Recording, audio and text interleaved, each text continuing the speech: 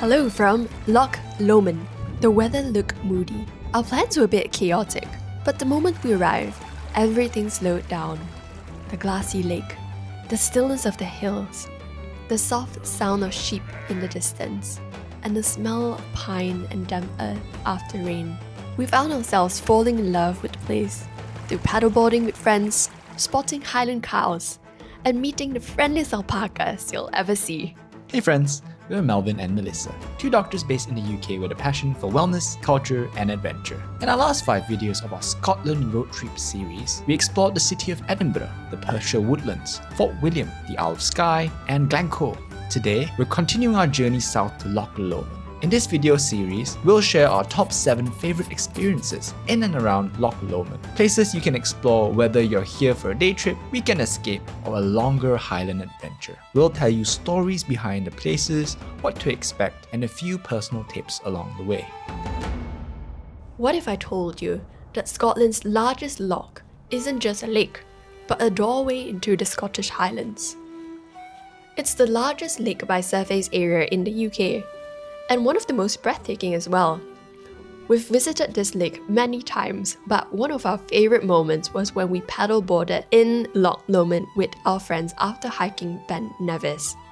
Many companies here offer paddleboard, kayak, or even canoe rentals for 1 to 2 hours, or even longer if you want. You can also explore the route by foot.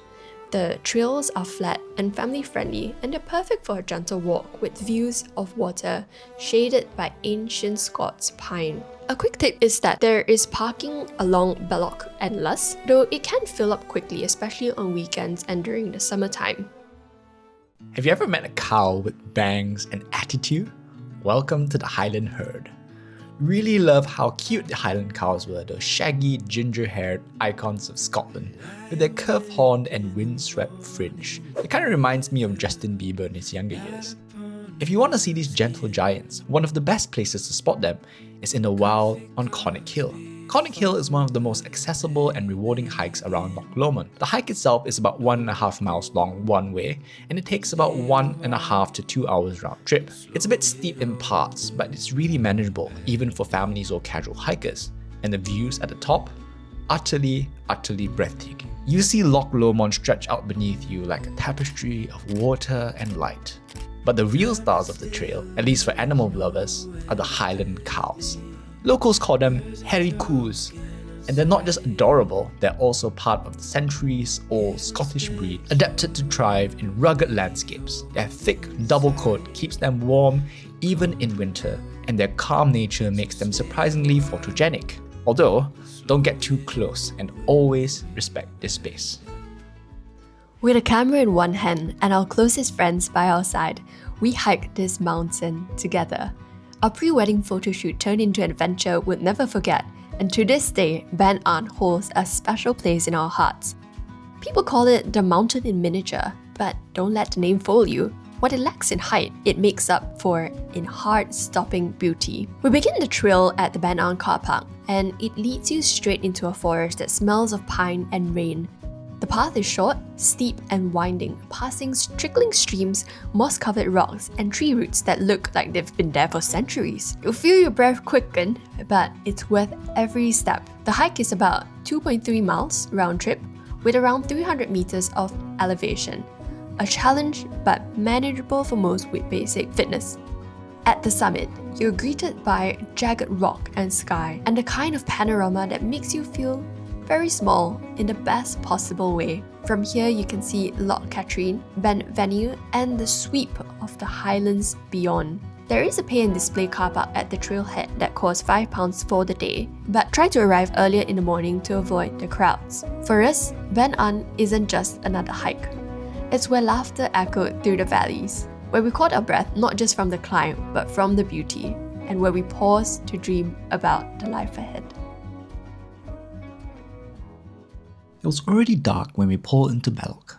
Our boots muddy, our limbs tired, and our hearts full from a day full of adventure. Golden Lee Guesthouse felt like coming home to somewhere you'd never been before. Nestled on a quiet street just a few minutes walk from the edge of Loch Lomond, is the kind of place where hosts greet you by name. The towels are freshly folded and there's a faint scent of toast and coffee drifting in the hallway. And in the morning, a breakfast feast worthy of Highland explorers. Crispy bacon, buttery eggs, baked tomatoes, hash browns, cereal, fruit, yogurt, and good old pot of tea. A quick tip is Balloch is a great base if you're exploring southern Loch Lomond. It's off the A82 and about 40 minutes drive from Glasgow, with easy access to nearby walks, parks, and villages. The Guesthouse is also about a 5-minute walk from Balloch train station and close to restaurants, cafes, and even a local chippy. But what made it special wasn't the facilities, it was the feel. We chatted with guests from Germany and other parts of the UK, swapping stories over breakfast. It reminded us of what travel's all about.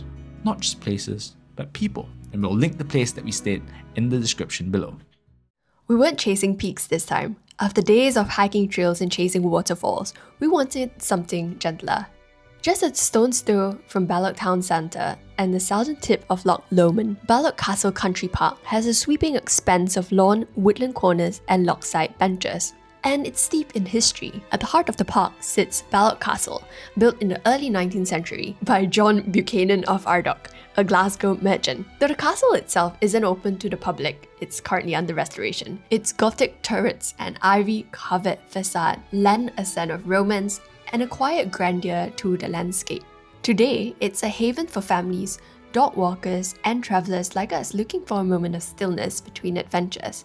There's also a fantastic playground that's perfect if you're travelling with kids, complete with climbing frames, swings, and a wide open space to run around. We recommend heading towards the edge of the loch, where you'll find panoramic views across the water, with Ben Lomond rising in the distance like a guardian of the Highlands. We visited just after it rained. The sun shone through the clouds, and there was a beautiful rainbow over the lake. Next, we visited Arnden Farm. As soon as you arrive, you notice a sense of care and calm.